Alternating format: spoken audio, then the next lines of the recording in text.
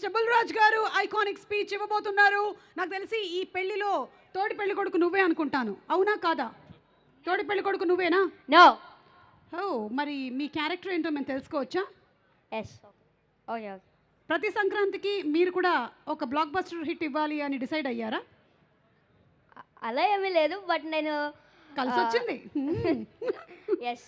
Yeah, yes, చెప్పండి మీ character ఏంటి ఈ సినిమాలో? నా క్యారెక్టర్ లీక్ చేస్తే మరి కిక్కే ఉంటుంది మూవీలో. Okay, I got it. నన్ను సైలెంట్గా ఉండమని మర్యాదగా చెప్పావు. It's okay. అలాగే నేను ఇంకొక క్వశ్చన్ కూడా అడగాలనుకుంటున్నాను, ఎందుకంటే ఇది పెళ్లికి సంబంధించినటువంటి సినిమా కాబట్టి చాలామంది పెద్ద మనుషులు పెళ్లి గురించిన అభిప్రాయం చెప్పారు. బుల్రాజ్ గారు, పెళ్ళి అంటే మీరేమనుకుంటున్నారు?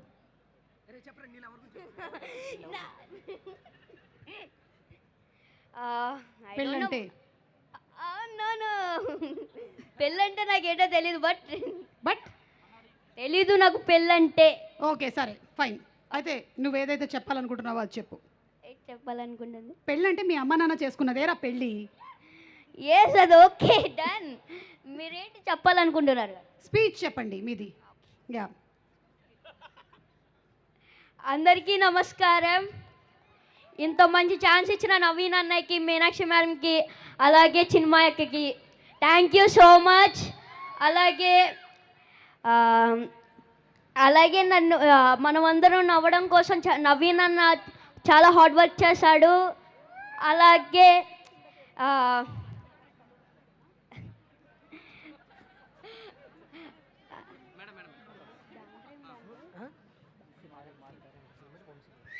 సితారా ఎంటర్టైన్మెంట్స్కి నా స్పెషల్ థ్యాంక్స్. అలాగే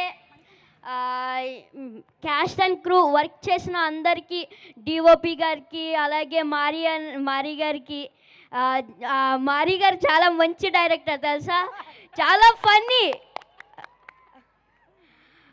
డిఓపి గారికి thank you so much. Thank you రా, thank you so much. And Jan 14th కలుద్దాం in theatres. Yes, Jan 14th Anaganaga Oka Raju. Please super duper hit చేస్తారు అనుకుంటున్నా, మొన్న సంక్రాంతికి వస్తున్నాం లాగా. Yes, correct. Okay, thank you so much. రండి కిందకి వెళ్ళి ఆడియన్స్ ఏమనుకుంటున్నారు అసలు ఈ సినిమా గురించి అని ఒకసారి కనుక్కొని వద్దాము. Let's go there, come on.